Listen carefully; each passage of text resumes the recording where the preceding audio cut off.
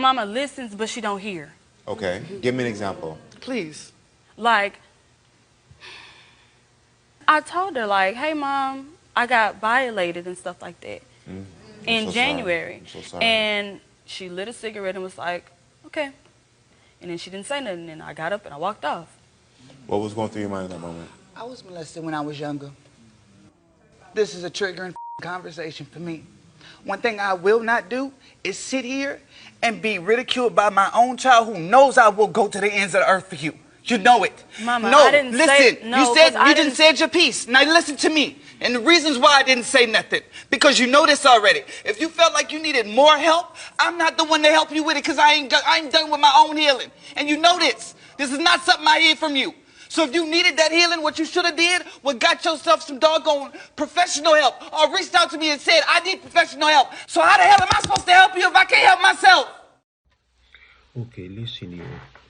This situation show what curiosity. Now, that video you just saw was a conversation between a mother and a daughter. About the girl was telling the mom what she went through, what happened to her, and the mom couldn't help her. They were like in an interview. The man there was the host interviewing them. Now, this situation is a very sensitive one, because the mother herself is going through something. She can't help the daughter. You know, it shows you that like parents that you see, that you feel that they should be the one in charge, you know, taking care of the kids, you know, grown kids, young kids. Sometimes they themselves can't do it, can't help themselves.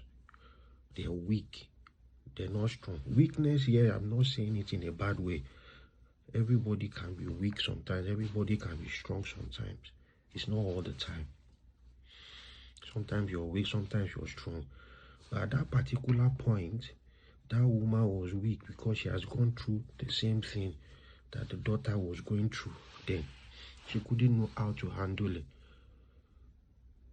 So a lot of people on the internet were blaming her for this thing. Oh, bad mother, blah blah blah. But listen, she can't help herself. She has gone through it as well before.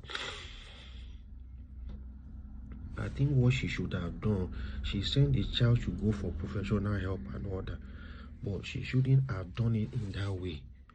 Sometimes as adults or elders or parents or whatever, if a younger one is going through something and they don't know how to handle it and they are telling you and you don't know what to do, just hug them or pat them while you are thinking of that professional help from somebody else that will help the situation.